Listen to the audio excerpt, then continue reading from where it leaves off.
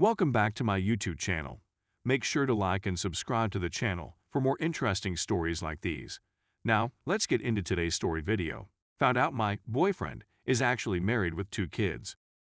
A year ago, I met a man in the Navy who was an amazing darling. He treated me better than anybody else had, bringing me flowers and all that nice junk everyone loves. I went to see him over the weekend, and we had a great time. Today, 2 days later, I received this lovely message request on Facebook.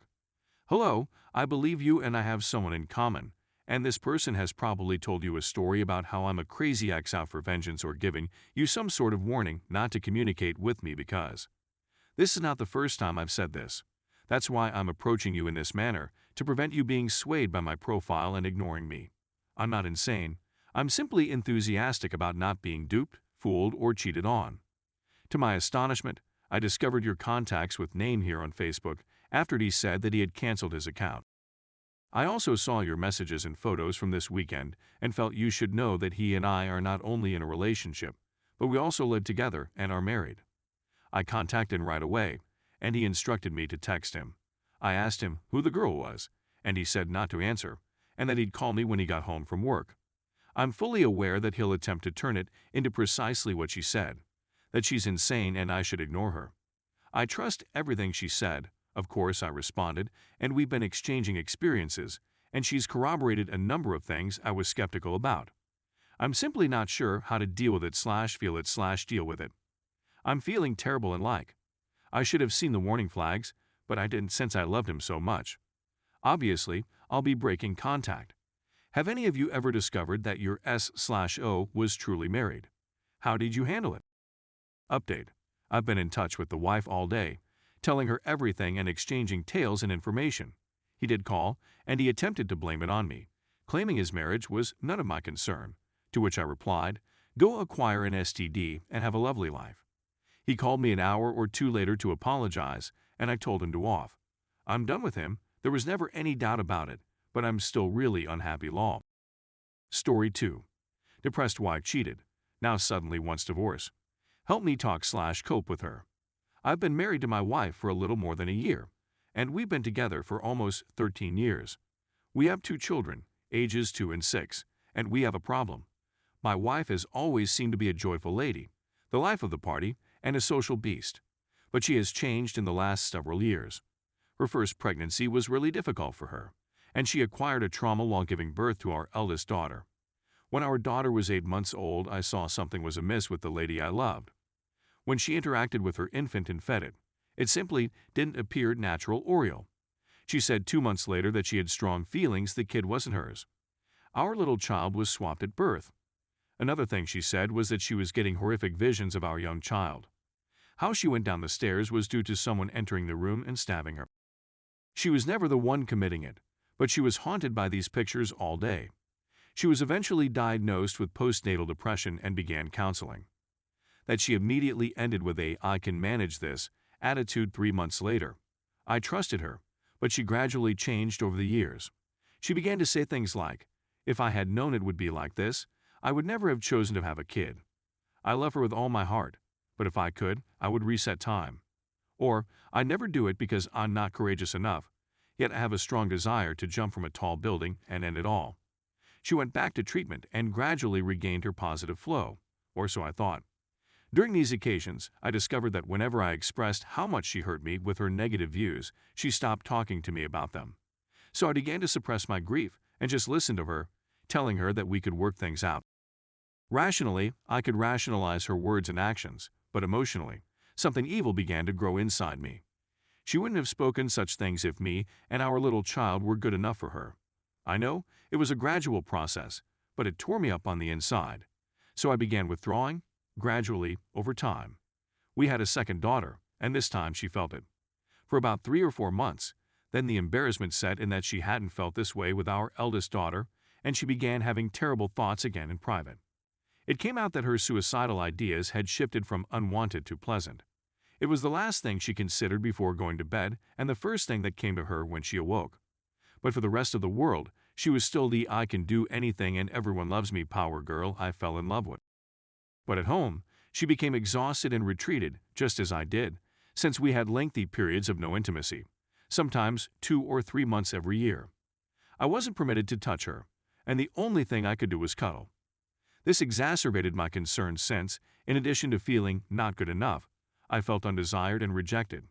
Throughout this period, we kept going, both saying, "We will get through this. These are the hardest years." With 2 tiny daughters, we married in the end of 2016, and it turns out that her emotions were deeper than ever at that time. Prior to our marriage, she met a guy, a tattoo artist 15 years her senior, who was working on her tattoo, something to remember her sad era and her fortitude, and was married himself. They began an affair 2 weeks after our wedding and met in secret until I caught her in January. I discovered that she had been in touch with 3 other guys. While sifting through her falsehoods, she didn't want to give me the complete truth. I had with 2 of them, but only the final one had long and meaningful chats with me. She revealed to me a few weeks later that she had been suicidal and that her meetings with that guy felt like she could escape reality and live in a bubble for a few hours. Nobody except me was aware of her dark thoughts, and she had kept her worst desires secret even from me. We fought a lot, but she always said she didn't want to lose me and that she loved me, that she made a mistake, that she was frightened of being damaged beyond repair. She had been visiting a therapist because she was burnt out, but she had only given her 10% of the truth. When I asked that she tell the therapist everything, she was informed that the situation was too difficult for her kind of treatment. At the time, the diagnosis was postpartum depression that deteriorated into PTSD. She began working at another clinic a few weeks ago, and they soon claimed that the verdict was incorrect. PTSD did not apply since she had no trauma and her thoughts were agreeable and not invasive. When she was looking for methods to kill herself on the internet or picking what music to play at her funeral, she felt at peace. The diagnosis is now dystemic depression, and she will begin therapy shortly. But now comes the difficult part. We'd been trying for 1.5 months to move over the fact that she'd had an affair, and I was gradually giving it a place that didn't bring anguish all the time. The betrayal was particularly devastating since she was usually the one who crucified those who did this, and who had begun accusing me of having an affair the previous year. I gradually came to the point where I could handle it, but 2 weeks ago I confronted her with the fact that she had only exhibited regret twice, that I thought I was battling harder for this than she was. It seemed as though I was the one who had cheated and was suffering, while she was furious and protective all the time. She told me she had a feeling and that she would try. But 30 minutes later, she called me upstairs and said it was all over, that she loved me and the kids, but that her affections were dead. Her faith was vanished. I know the stress of being caught, of hearing that you have dystemic sadness, is pushing her to hide her feelings, to go on the offense rather than confessing what she did. But it seems that she is making a choice when in her lowest state, as far away from her actual sentiments as possible. She has consented to attend a couples therapy, and our first session is tomorrow, but I truly need advice on how to deal with her despair. And she's previously indicated that she wishes it would work out with all her heart, but she now has no trust that it would help. She's dead within. I'm the kind of person who overthinks everything. I read up on infidelity, the reasons why, and the best methods to deal with it. And I attempted to incorporate her in it, much to her chagrin. She seems to be pushed rather than helped, which I believe may be my undoing. I attempt to assist her in order to avoid confronting her with the things she did, or her bad emotions. But it almost seems as though I'm being too kind with her. I tell her that I acknowledge that I've made errors, that I bear a large portion of the guilt, and that I'm trying to show her that I'm not the person I became as a result of her sadness. I drastically altered my lifestyle, including the things I do and the I don't care mentality that gradually grew on me. However, this seemed to aggravate her rage even more. When she talks to other people, she wants the entire world to know what she did. To crucify herself, she always says there are 2 sides to the story. It's no justification, but I felt so alone, she adds. As a result, I forgot that I was just as alone in the relationship as she was. And when I tell other people about what occurred, I tend to concentrate on my own errors. It's not hers. It's as if she's blaming me for what she's done, for who she's become. I'm not the kind of person who enjoys being on the receiving end of a stick. But I've discovered in recent weeks that if I confront her or exhibit too much anger, she withdraws and pushes me away or becomes upset. I know she has feelings. When we're separated, she's sobbing, going on long walks, and is psychologically unstable. She is angry at herself for what she did to me and our children, for the anguish she has brought us, and despises who she has become. So, how can I deal with her sadness and infidelity? Show her that I love her, that I care, without being a burden or giving her the impression that I'm pressing her. We've been living apart for the last 2 weeks, and she continues assuring me that she loves me, but the spark has faded. But she wants it back. But she can't be near me till it does. How do I deal with her abrasiveness and defensiveness without losing myself? How can I show her that I'm not the guy I've become? How can I convince her that the load of I'm not good enough, or my wife wouldn't have chosen death, was steadily disintegrating me? Is it her despair that's leading her to disconnect, or is she really over us? And if she is, where did the revitalization of our love life come from during the last 5 weeks? Is it her fear that I would seek retribution? That I will never be able to live with what she did that is forcing her to hide her feelings, that she is doing to protect herself? Or am I merely a continual reminder of her blunder, of her betrayal? I'm not a victim. Most women see me as powerful and beautiful, and I've never had trouble finding a partner or a relationship.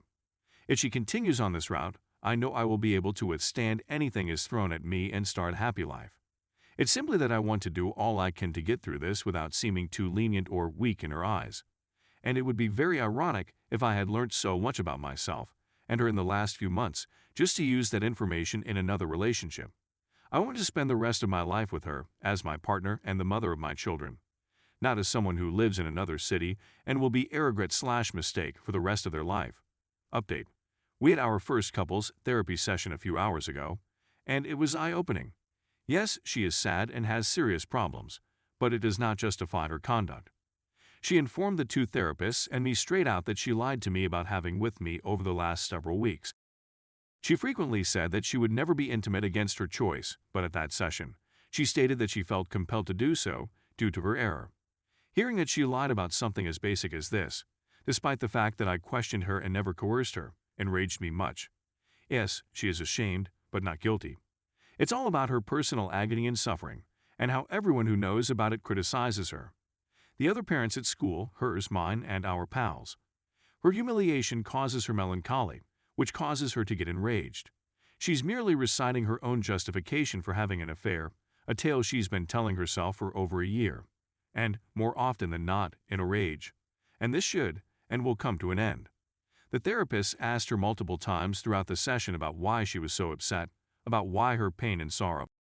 Concentrated on the, literally, minor things that were wrong in our marriage, rather than the things she did wrong in the same marriage. I'll wait until the next session before addressing her about her rage and complete lack of respect for me and our children, since I believe that such issues are better handled with a therapist in the room rather than one-on-one. If I confront her, she will merely dig herself in and shut the doors. If there is a neutral person there, she will not have that opportunity. Yes, I still believe there's a possibility we can preserve this, and that's what I want. But there must be mutual respect on both sides. I'm not one to start a quarrel with my children's mother, the lady I still adore. But she must realize that if she walks, that's it. She doesn't get to determine whether or not we stay friends, and she doesn't get to decide whether or not, and how, I heal myself. She will lose me if she walks out of this. I'll keep it cordial for the sake of the kids, take care of the money, and kick her out of my life. There will be no relationship between us, and I will devote all of my focus to rebuilding my life and being there for the children. She doesn't get to choose whether or not she will have a role in it. I believe so.